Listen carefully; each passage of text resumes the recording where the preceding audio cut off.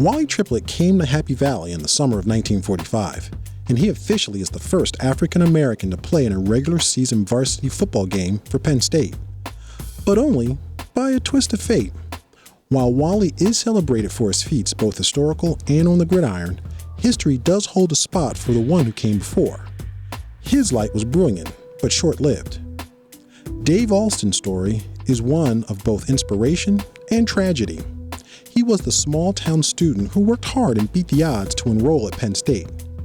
He was also the star athlete who died young, never getting the chance to fully realize his enormous potential. Born in 1922 in the small town of Midland, Pennsylvania, he was the son of a preacher and an exceptional student. Talked about all the time, that was the name. Dave Alston, good sport, good athlete, fine young man. You knew that growing up. Dave was the talk of the town. For that matter, the state, and eventually the country. A master of the hardwood, diamond, and gridiron, Alston would letter in all three sports, including track, every year of his high school career.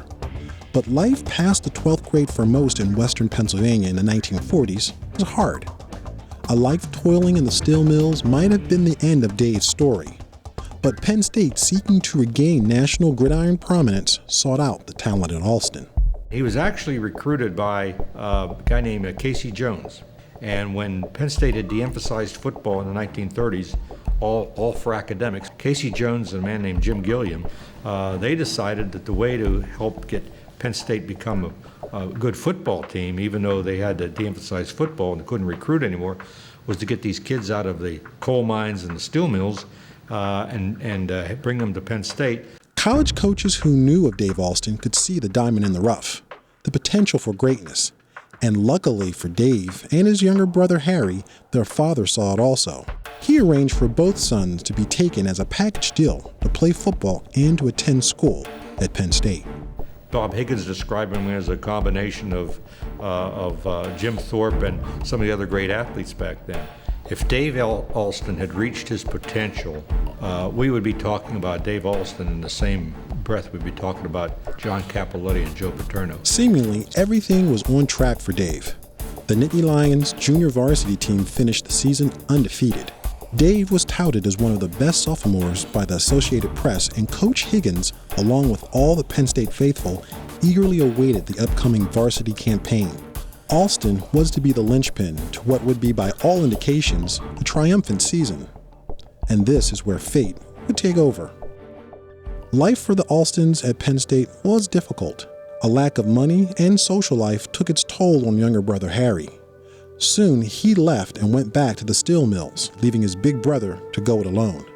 Dave toughed it out, but he had his own issues to deal with as well. According to the Alston family, Dave impregnated a local Italian girl. He was subsequently threatened to never return to Midland or he would be killed.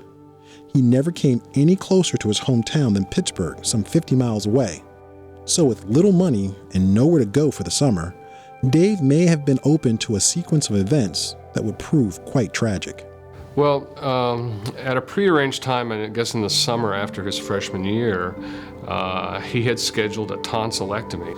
So he goes in and believe me, they thought it was routine. The coaches thought it was routine. It was just, in and out. He was going to be in and out of the hospital.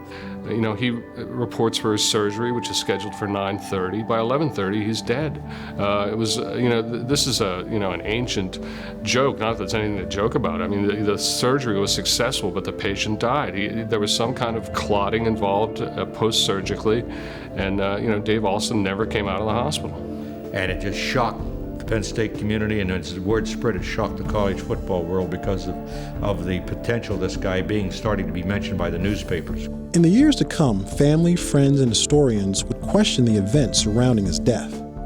Was there something sinister afoot? History probably will hold on to those answers. All we are left with is that Dave was gone. All the hype, all the potential, gone. Back in Midland, at the funeral, it was standing room only. Townspeople, friends, family, and a sizable contingent of Penn Staters led by head coach Bob Higgins. There wasn't a dry eye in the church. For In Motion, I'm Kurt Parker.